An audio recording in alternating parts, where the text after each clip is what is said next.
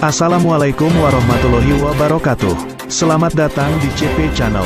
Channel berbagi informasi sains, teknologi, sejarah dan budaya, untuk menambah wawasan dan pengetahuan Anda.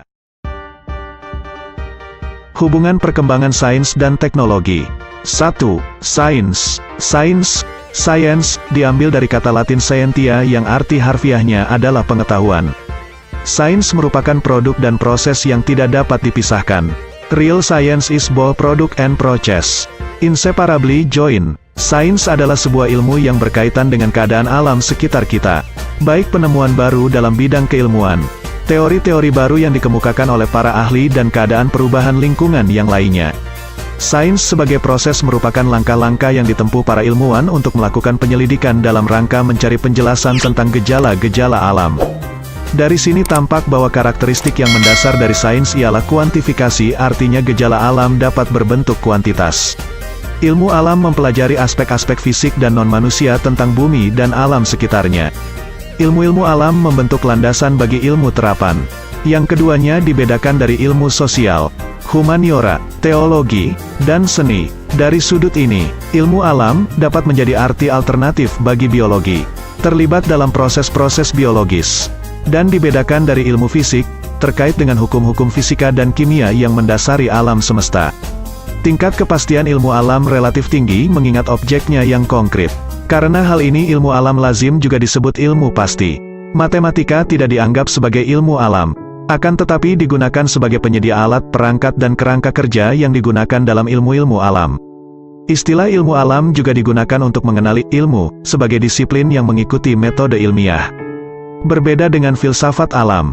2. Teknologi. Teknologi adalah sesuatu yang dapat membuat orang lebih mudah dan simpel dalam melakukan pekerjaannya.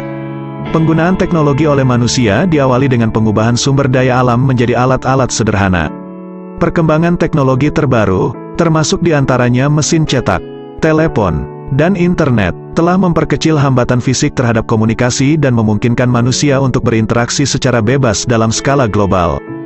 Tetapi, tidak semua teknologi digunakan untuk tujuan damai. Pengembangan senjata penghancur yang semakin hebat telah berlangsung sepanjang sejarah. Dari pentungan sampai senjata nuklir, teknologi telah memengaruhi masyarakat dan sekelilingnya dalam banyak cara. Di banyak kelompok masyarakat, teknologi telah membantu memperbaiki ekonomi, termasuk ekonomi global masa kini, dan telah memungkinkan bertambahnya kaum senggang. Banyak proses teknologi menghasilkan produk sampingan yang tidak dikehendaki, yang disebut pencemar, dan menguras sumber daya alam, merugikan, dan merusak bumi dan lingkungannya. Berbagai macam penerapan teknologi telah memengaruhi nilai suatu masyarakat dan teknologi baru seringkali mencuatkan pertanyaan-pertanyaan etika baru. Bahwa keadaan ini membahayakan lingkungan dan mengucilkan manusia. Tentu saja, paling sedikit hingga saat ini, diyakini bahwa pengembangan teknologi hanya terbatas bagi umat manusia. Tetapi kajian-kajian ilmiah terbaru mengisyaratkan bahwa primata lainnya dan komunitas lumba-lumba tertentu telah mengembangkan alat-alat sederhana dan belajar untuk mewariskan pengetahuan mereka kepada keturunan mereka. Itulah pengertian sains dan teknologi untuk bagian pertama. Ikuti video selanjutnya untuk pembahasan sains dan teknologi bagian kedua.